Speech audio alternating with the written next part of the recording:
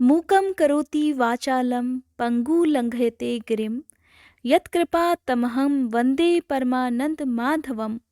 नाहं वसामि वैकुंठे योगिनां हृदयेन च मद्भक्ता यत्र गायन्ति तत्र तिष्ठामि नारद। ओम श्री कृष्णाय नमः। भगवान श्री कृष्ण का आशीर्वाद सदा आप और आपके परिवारजनों पर बना रहे। आप सभी का दिन शुभ हो। आज की वीडियो में मैं आपको सुनाने वाली हूँ श्रीमद् भागवत महापुराण कथा के प्रथम स्कंद का 15वां अध्याय। महाभारत के युद्ध के समय भगवान श्री कृष्ण ने किस प्रकार पांडवों की हर पग पर रक्षा की थी और उनकी सहायता की थी, ये बात तो सभी जानते हैं। लेकिन द्वापर युग में भगवान श्री कृष्ण की भूमिका केवल महाभारत युद्ध के समय पांडवों की जीत में ही अहम नहीं रही, बल्कि उससे पहले भी कई ऐसे अवसर आए जब उन्होंने पांडवों और द्रौपदी की रक्षा की थी, उनकी मदद की थी। महाभारत की कथा में कई बार भगवान श्री कृष्ण इस बात का भी उल्लेख करते हैं कि धर्म हमेशा पांडवों के साथ है, इसलिए वे भी हमेशा पांडवों के साथ ही रहेंगे। फिर चाहे द्रौपदी के चीर हरण का प्रसंग हो, अर्जुन को युद्ध के लिए ब्रह्मास्त्र हासिल करने के लिए प्रेरित करने की बात हो, या फिर शांति दूत बनकर हस्तिनापुर जाकर पांडवों पर युद्ध के लिए लालयित होने के आरोप को गलत साबित करने की बात हो, भगवान कृष्ण ने हर अवसर पर पांडवों का भरपूर साथ दिया।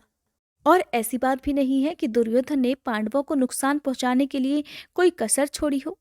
यही कारण रहा कि कई अवसरों पर दुर्योधन अपनी पूरी कोशिश करने के बाद भी पांडवों को नुकसान नहीं पहुंचा पाया, क्योंकि भगवान कृष्ण पांडवों के साथ जो थे।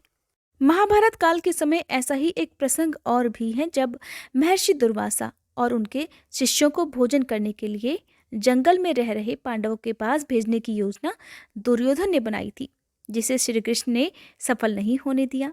महाभारत काल की कथा के अनुसार ये तब की बात है जब चौसर के खेल में अपना सब कुछ हारने के बाद पांडव जंगल में रहने के लिए आ गए थे। शर्त के अनुसार उन्हें 12 वर्ष का वनवास और 1 वर्ष का अज्ञातवास काटना था। और इसी वनवास के समय एक बार महर्षि दुर्वासा अपने हजारों शिष्यों के साथ पांडवों की कुटिया में आ पहुंचे। उन्होंने स्नान करने के बाद भोजन की इच्छा प्रकट की। महर्षि की इस आज्ञा को युधिष्ठिर किसी भी प्रकार टाल नहीं सकते थे। अब पांडवों के सामने ये एक बहुत बड़ी समस्या थी। उस समय युधिष्ठिर के पास एक अक्षय पात्र था जो कि सूर्यदेव ने उन्हें प्रसन्न होकर प्रदान किया था। इससे दिन में एक बार जितना चाहे भोजन प्राप्त हो सकता था। दुर्वासा ऋषि जब पांडवों के पास पहुंचे थे तब तक द्रौपदी समेत सभी 5 भाई भोजन कर चुके थे। अब ऐसे में सवाल ये था कि दुर्वासा ऋषि और उनके शिष्यों के लिए इतनी जल्दी भोजन का प्रबंध कैसे किया जाए। भोजन का प्रबंध कैसे हुआ, ये तो एक दिलचस्प बात है, लेकिन उससे भी पहले जानना ये जरूरी है कि आखिरकार दुर्वासा ऋषि अपने हजारों शिष्यों के साथ पांडवों के पास क्यों आए। दरअसल दुर्योधन ने ही उन्हें पांडवों के पास भेजा था, जबकि ऋषि दुर्वासा पहले हस्तिनापुर में गए थे। वहां पर दुर्योधन ने उनका खूब आदर सम्मान किया। उनकी आवभगत करने में दुर्योधन ने किसी प्रकार की कोई कमी नहीं रहने दी। अब दुर्योधन बहुत चालाक था। उसने सोचा कि यही अवसर है और इस अवसर का भरपूर फायदा उठाना चाहिए। उसने मौका देखते हुए चतुराई की और ऋषि से कहने लगा कि हे ऋषिवर, उसकी इच्छा है कि ऋषि दुर्वासा उसके चचेरे भाई पांडवों के पास भी जाएं और उन्हें भी सेवा करने का मौका दे, ताकि ऋषि का आशीर्वाद 5 भाइयों को भी मिल सके। उस समय दुर्योधन ने जिस चालाकी से इस बात को ऋषि दुर्वासा से कहा था, उस समय ऋषि दुर्वासा इस बात का असली मतलब नहीं समझ पाए। तब उन्होंने कहा कि दुर्योधन को अगर अपने भाइयों की इतनी चिंता है तो वो पांडवों के पास जरूर जाएंगे। अब दुर्वासा ऋषि के क्रोध और श्राप से तो सभी परिचित थे, इसलिए दुर्योधन को लगा कि जंगल में जब ऋषि का आदर सम्मान अच्छे से नहीं होगा तो वो पांडवों को जरूर श्राप देंगे। दरअसल दुर्योधन हमेशा हर अवसर की ताक में रहता था कि कभी कोई ऐसा अवसर आए ताकि वो पांडवों को नुकसान पहुंचा सके या पांडवों का वो अपमान कर सके। अब इधर पांडवों की कुटिया में तो ऋषि दुर्वासा पहुंच चुके थे, जो कि अपने साथ हजारों शिष्य भी साथ लेकर आए थे। उन्होंने युधिष्ठिर से कहा कि वो जब तक स्नान करके वापस कुटिया में आएंगे तब तक उनके लिए भोजन का प्रबंध कर दिया जाए। केवल उनका नहीं, उनके साथ हजारों शिष्यों का भी भोजन का प्रबंध कर दिया जाए। अब पांडव इधर जंगल में बड़ी चिंता मगन बैठे थे कि अब क्या किया जाए, कैसे इतने सारे लोगों का भोजन तैयार किया जाए। ऋषि जब अपने हजारों शिष्यों के साथ स्नान करने के बाद उनकी कुटिया में आएंगे, तब वे उन्हें क्या परोसेंगे? अब सभी चिंतामग्न थे। इसी चिंता में द्रौपदी ने भगवान श्री कृष्ण का ध्यान किया और उनसे मदद मांगने लगी। श्री कृष्ण, ऐसा हो सकता है भला उनके भक्त पुकारें और वो उनकी पुकार को अनसुनी कर दें? और श्री कृष्ण तत्काल उसी क्षण पहुंच गए कुटिया में। कुटिया के दरवाजे पर पहुंचते ही उन्होंने जोर से द्रौपदी को आवाज लगाई कि उन्हें बहुत जोर से भूख लगी है, कुछ खाने को दो। द्रौपदी ने अपना सिर झुका लिया। भला वो अपने प्रभु को अब क्या खिलाए, क्योंकि सब लोग जब भोजन कर चुके थे तब द्रौपदी ने भी भोजन कर लिया था और ऐसे में अब उस बर्तन में कुछ भी नहीं बचा था जो कि वो परोसकर भगवान को दे सकती थी। भला श्री कृष्ण कहाँ मानने वाले थे? अब तो उन्होंने द्रौपदी से उस बर्तन को ही लाने के लिए कह दिया। द्रौपदी चुपचाप कुटिया में से उस खाली पात्र को ले आई। श्री कृष्ण ने उस बर्तन को अपने हाथ में लिया और हाथ लगाकर देखने लगे। उन्होंने बर्तन में हाथ डाला और घुमा घुमा कर देखने लगे। इसी में उनकी उंगली पर चावल का एक दाना चिपक कर आ गया, जिसे उन्होंने खाते हुए कहा, आहा, बड़ा स्वादिष्ट भोजन था। अब तो उनकी भूख भी मिट गई। इधर चमत्कार हुआ। देखिए, श्री कृष्ण ने चावल का एक दाना खाया और उधर ऋषि दुर्वासा समेत सभी शिष्यों को ऐसा अनुभव हुआ कि मानो उनका पेट भर गया हो। अब इधर श्री कृष्ण ने चावल का दाना खा लिया और खाने के बाद सहदेव को नदी किनारे, जहाँ पर दुर्वासा ऋषि अपने शिष्यों के साथ स्नान कर रहे थे, उन्हें बुला लाने के लिए कहा। सहदेव जब वहां पहुंचे तो उन्होंने देखा कि नदी किनारे दुर्वासा ऋषि और उनके सभी शिष्य आराम कर रहे थे। सहदेव ने उनसे कहा कि चलकर सभी भोजन कर लीजिए, लेकिन दुर्वासा समेत सभी ने ये कहकर मना कर दिया कि उन्हें तो ऐसा अनुभव हो रहा है जैसे उनका पेट गले तक भर गया हो। इसके बाद सभी ऋषिगण वहां से चले गए। सहदेव ने वापस आकर पूरी बात बताई, जिसे सुनकर द्रौपदी और पांडवों को पता चल गया कि श्री कृष्ण ने एक बार चमत्कार करके फिर से उनकी लाज रख ली है। इसीलिए तो कहते हैं, अगर विश्वास के साथ भगवान को पुकारा जाए तो भगवान अपने भक्तों की पुकार जरूर सुनते हैं। जैसी पुकार उन्होंने द्रौपदी की सुनी, हे कृष्ण भगवान, ऐसी ही पुकार विपत्ति में पड़े सभी भक्तों की जरूर सुनिएगा। आइए भक्तों, अब रसपान करते हैं श्रीमद् भागवत महापुराण कथा के प्रथम स्कंध के 15वें अध्याय का। कृष्ण विरह व्यथित पांडवों का राजा परीक्षित को राज्य देकर स्वर्ग सिधारना। सूत जी महाराज कहते हैं, भगवान कृष्ण के प्यारे सखा अर्जुन एक तो पहले ही श्री कृष्ण के विरह से व्याकुल हो रहे थे। उस पर राजा युधिष्ठिर ने उनकी विषादग्रस्त मुद्रा देखकर उसके विषय में कई प्रकार की आशंकाएं व्यक्त करते हुए प्रश्नों की मानो झड़ी ही लगा दी हो। दुख और शोक से अर्जुन का मुख और हृदय कमल सूख सा गया था, चेहरा एकदम फीका पड़ गया था।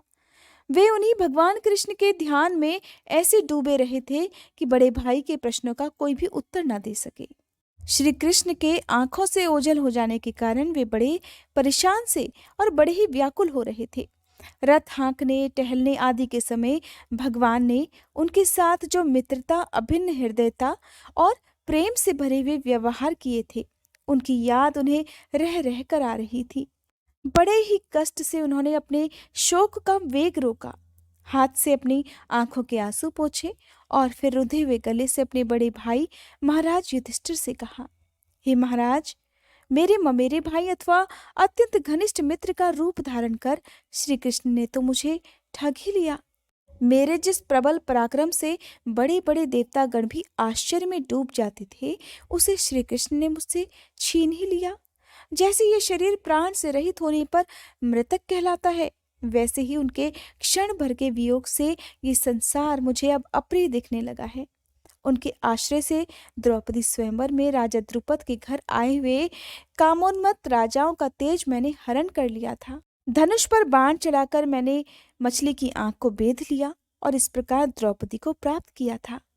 और उनके साथ से मैंने समस्त देवताओं के साथ इंद्र को अपने बल से जीतकर अग्निदेव को उनकी तृप्ति के लिए खांडव वन का दान कर दिया और मय दानव की निर्माण की हुई अलौकिक कला कौशल से युक्त मायामयी सभा प्राप्त की।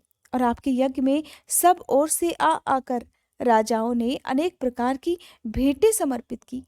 10,000 हाथियों की शक्ति और बल से संपन्न आपके इन छोटे भाई भीमसेन ने उन्हीं की शक्ति से राजाओं के सिर पर पैर रखने वाले अभिमानी जरासंध का वध किया था। इसके पश्चात उन्हीं भगवान ने उन बहुत से राजाओं को मुक्त किया जिनको जरासंध ने महाभैरव यज्ञ में बलि चढ़ाने के लिए बंदी बना रखा था। उन सभी राजाओं ने आपके यज्ञ में अनेकों प्रकार के उपहार दिए थे। महारानी द्रौपदी राजसूय यज्ञ के महान अभिषेक से पवित्र हुए अपने उन सुंदर केशों को, जिन्हें दुष्टों ने भरी सभा में छूने का साहस किया था, बिखेर कर और आंखों में आंसू भरकर श्री कृष्ण से प्रार्थना की थी। तब उन्होंने उसके सामने उसके घोर अपमान का बदला लेने की प्रतिज्ञा करके उन धूर्तों की स्त्रियों की ऐसी दशा कर दी थी कि वे विधवा हो गई और उन्हें अपने केश अपने हाथों से खोलने पड़े थे। वनवास के समय हमारे वैरी दुर्योधन के षड्यंत्र से 10,000 शिष्यों को साथ बिठाकर भोजन करने वाले महर्षि दुर्वासा ने हमें दुस्तर संकट में डाल दिया था। उस समय उन्होंने द्रौपदी के पात्र में बची हुई शाक की एक पत्ती का ही भोग लगाकर हमारी रक्षा की थी। उनके ऐसा करते ही नदी में स्नान करती हुई मुनि मंडली को ऐसा प्रतीत हुआ मानो उनकी तो बात ही क्या, सारी त्रिलोकी ही तृप्त हो गई हो। और उनके प्रताप से मैंने युद्ध में पार्वती जी सहित भगवान शंकर को भी आश्चर्य में डाल दिया था तथा उन्होंने मुझको अपना पाशुपत नामक अस्त्र दिया। साथ ही दूसरे लोकपालों ने भी प्रसन्न होकर अपने अपने अस्त्र मुझे दिए। और तो और उनकी कृपा से मैं इस शरीर से स्वर्ग में गया और देवराज इंद्र की सभा में उनके बराबर आधे आसन पर बैठने का सम्मान भी मैंने प्राप्त किया। श्री कृष्ण के आग्रह से जब मैं स्वर्ग में ही कुछ दिनों तक रह गया, तब देवराज इंद्र के साथ समस्त देवताओं ने मेरी इन्हीं गांडीव धारण करने वाली भुजाओं का निवात कवच आदि दैत्यों को मारने के लिए आश्रय लिया था। हे महाराज, ये सब जिनकी महती कृपा का फल था, उन्हीं पुरुषोत्तम भगवान कृष्ण ने आज मुझे ठग लिया। महाराज, कौरवों की सेना भीष्म, द्रोण आदि अजय महामत्स्यों से पूर्ण अपार समुद्र के समान दुस्तर थी, परंतु उनका आश्रय ग्रहण करके अकेले ही रथ पर सवार होकर मैं उसे पार कर गया। उन्हीं की सहायता से आपको याद होगा, मैंने शत्रुओं से राजा विराट का सारा गोधन तो वापस ले ही लिया, साथ ही उनके सिर पर से चमकते हुए मणिमय मुकुट और अंगों के अलंकार तक छीन लिए थे। हे भ्राताश्री, कौरवों की सेना भीष्म, कर्ण, द्रोण, शल्य और अन्य बड़े बड़े राजाओं क्षत्रिय वीरों के रथों से शोभायमान थी। उनके सामने मेरे आगे आगे चलकर वे अपनी दृष्टि से ही उन महारथी यूथपतियों की आयु, मन, उत्साह और बल को छीन लिया करते थे। द्रोणाचार्य, भीष्म, कर्ण, भूरिश्रवा, सुशर्मा, शल्य, जयद्रथ और बहिर्क आदि वीरों ने मुझ पर अपने कभी न चूकने वाले अस्त्र चलाए थे, परंतु जैसे हिरण्यकश्यपु आदि दैत्यों के अस्त्र शस्त्र भगवत भक्त प्रहलाद का स्पर्श नहीं कर पाते थे, ठीक वैसे ही उनके शस्त्रास्त्र मुझे छू तक नहीं पाए। ये श्री कृष्ण के भुज दंडों की छत्र छाया में रहने का ही प्रभाव था। श्रेष्ठ पुरुष संसार से मुक्त होने के लिए जिनके चरण कमलों का सेवन करते हैं, अपने आप तक को दे डालने वाले उन भगवान को मुझ दुर्बुद्धि ने सारथी तक बना डाला। आह, जिस समय मेरे घोड़े थक गए थे और मैं रथ से उतरकर पृथ्वी पर खड़ा था, उस समय बड़े बड़े महारथी शत्रु भी मुझ पर प्रहार न कर सके, क्योंकि श्री कृष्ण के प्रभाव से उनकी बुद्धि मारी गई थी। हे महाराज, माधव के उन्मत्त और मधुर मुस्कान से युक्त विनोद भरे और हृदय स्पर्शी वचन और उनका मुझे पार्थ, अर्जुन, सखा, कुरुनंदन आदि कहकर पुकारना मुझे याद आने पर हृदय में उथल पुथल मचा देते हैं। सोने, बैठने, टहलने और अपने संबंध में बड़ी बड़ी बातें करने और भोजन आदि करने तक में तो हम प्रायः एक साथ ही रहा करते थे। किसी किसी दिन तो मैं उन्हें व्यंग से कह बैठता, मित्र, तुम तो बड़े सत्यवादी हो। उस समय भी वे महापुरुष अपनी महानुभावता के कारण जैसे मित्र अपने मित्र का और पिता अपने पुत्र का अपराध सह लेता है, ठीक उसी प्रकार, हाँ महाराज, ठीक उसी प्रकार मुझ दुर्बुद्धि के अपराधों को वे सह लिया करते थे। महाराज, जो मेरे सखा, प्रेम मित्र नहीं नहीं मेरे हृदय ही थे, उन्हीं पुरुषोत्तम भगवान से आज मैं रहित हो गया हूँ। भगवान की पत्नियों को द्वारका से अपने साथ ला रहा था, परंतु रास्ते में दुष्ट गोपों ने मुझ एक अबला की भांति मुझे हरा दिया और मैं उनकी रक्षा कर ही नहीं पाया। वही श्री कृष्ण तो मेरा गांडीव धनुष है, वे ही मेरे बाण हैं, वही रथ हैं, वही घोड़े हैं और वही मैं रथी अर्जुन भी हूँ, जिसके सामने बड़े बड़े लोग सिर झुकाया करते थे। श्री कृष्ण के बिना ये सब एक ही क्षण में नहीं के समान सार शून्य हो गए। ठीक उसी तरह जैसे भस्म में डाली हुई आहुति, कपट भरी सेवा और ऊसर में बोया हुआ बीज व्यर्थ जाता है। हे राजन, आपने द्वारकावासी जिन सुहृदय संबंधियों की बात पूछी है, वे ब्राह्मणों के शापवश मोहग्रस्त हो गए और वारुणी मदिरा के पान से मदोन्मत्त होकर अजनबियों की भांति आपस में ही एक दूसरे से भिड़ गए और घूंसों से मार पीट करके सब के सब नष्ट हो गए। उनमें से केवल 4-5 ही बचे हैं। वास्तव में ये सर्वशक्तिमान भगवान की ही लीला है कि संसार के प्राणी परस्पर एक दूसरे का पालन पोषण भी करते हैं और एक दूसरे को मार भी डालते हैं। हे राजन, जिस प्रकार जलचरों में बड़े जंतु छोटों को, बलवान दुर्बलों को और बड़े और बलवान भी परस्पर एक दूसरे को खा जाते हैं, उसी प्रकार अतिशय बली और बड़े यदुवंशियों के द्वारा भगवान ने दूसरे राजाओं का संहार कराया। इसके बाद यदुवंशियों के द्वारा ही एक से दूसरे यदुवंश का नाश कराकर पूर्ण रूप से पृथ्वी का भार उतार दिया। भगवान कृष्ण ने मुझे जो शिक्षाएं दी थी, वे देश काल और प्रयोजन के अनुरूप और हृदय के ताप को शांत करने वाली थी। उनका ध्यान आते ही वे हमारे मन का हरण कर लेती हैं। सूत जी कहते हैं, इस प्रकार प्रगाढ़ प्रेम से भगवान श्री कृष्ण के चरण कमलों का चिंतन करते करते अर्जुन की चित्तवृत्ति अत्यंत निर्मल और शांत हो गई। भक्ति के वेग ने उनके हृदय को मथकर उसमें से सारे विकारों को बाहर निकाल दिया। उन्हें युद्ध के प्रारंभ में भगवान के द्वारा उपदेश किया हुआ गीता ज्ञान पुनः स्मरण हो आया, जिसकी काल के व्यवधान और कर्मों के विस्तार के कारण प्रमादवश कुछ दिनों के लिए भी स्मृति हो गई थी, अर्थात वे भूल चुके थे। ब्रह्म ज्ञान की प्राप्ति से माया का आवरण भंग होकर गुणातीत अवस्था प्राप्त हो गई। सूक्ष्म शरीर भंग हो गया। वे शोक और जन्म मृत्यु के चक्र से सर्वथा मुक्त हो गए। भगवान के स्वधाम गमन और यदुवंश के संहार का वृत्तांत सुनकर निश्चल मति युधिष्ठिर ने स्वर्गारोहण का निश्चय किया। कुंती ने भी अर्जुन के मुख से यदुवंशियों के नाश और भगवान के स्वर्गधाम गमन की बात सुनकर अनन्य भक्ति से अपने हृदय को भगवान श्री कृष्ण में लगा दिया और सदा के लिए इस जन्म मृत्यु रूप संसार से अपना मुंह मोड़ लिया। भगवान श्री कृष्ण ने लोक दृष्टि में जिन यादव शरीर से पृथ्वी का भार उतारा था, उसका वैसे ही परित्याग कर दिया जैसे कोई कांटे से कांटा निकालकर फिर दोनों को ही फेंक देता हो। भगवान की दृष्टि में तो दोनों ही समान थे। जैसे वे एक नट के समान मत्स्य आदि रूप धारण करते हैं और फिर उनका त्याग कर देते हैं, वैसे ही उन्होंने जिस यादव शरीर से पृथ्वी का भार दूर किया था, उसे त्याग भी दिया। जिनकी मधुर लीलाएं सुनने लायक है, उन भगवान श्री कृष्ण ने जब अपने मनुष्य के से शरीर का पृथ्वी पर परित्याग कर दिया, उसी दिन विचारहीन लोगों को अधर्म में फंसाने वाला कलयुग आधम का। महाराज युधिष्ठिर से कलयुग का फैलना छिपा नहीं रह पाया। उन्होंने देखा देश में, नगर में, घरों में, प्राणियों में लोभ, असत्य, छल, हिंसा आदि अधर्मों की बढ़ोत्तरी हो गई है। तब उन्होंने महाप्रस्थान करने का निश्चय कर लिया। उन्होंने अपने विनयी पुत्र परीक्षित को, जो कि गुणों में उन्हीं के समान थे, समुद्र से घिरी हुई पृथ्वी के सम्राट पद पर हस्तिनापुर में अभिषेक किया। उन्होंने मथुरा में शूरसेन अधिपति रूप में अनिरुद्ध के पुत्र वज्र का अभिषेक किया। इसके बाद समर्थ युधिष्ठिर ने प्रजापत्य यज्ञ करके आहवनीय आदि अग्नियों को अपने में लीन कर दिया, अर्थात गृहस्थ आश्रम के धर्म से मुक्त होकर उन्होंने संन्यास ग्रहण कर लिया।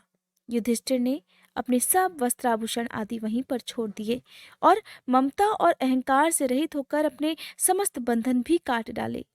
उन्होंने दृढ़ भावना से वाणी को मन में, मन को प्राण में, प्राण को अपान में और अपान को उसकी क्रिया के साथ मृत्यु में और मृत्यु को पंचभूत में शरीर में लीन कर लिया। इस प्रकार शरीर को मृत्यु रूप अनुभव करके उन्होंने उसे त्रिगुण में मिला दिया। त्रिगुण को मूल प्रकृति में, सर्वकार रूपा प्रकृति को आत्मा में और आत्मा को अविनाशी ब्रह्म में विलीन कर दिया। अब उन्हें यह अनुभव होने लगा था कि ये संपूर्ण दृश्य प्रपंच ब्रह्म स्वरूप है।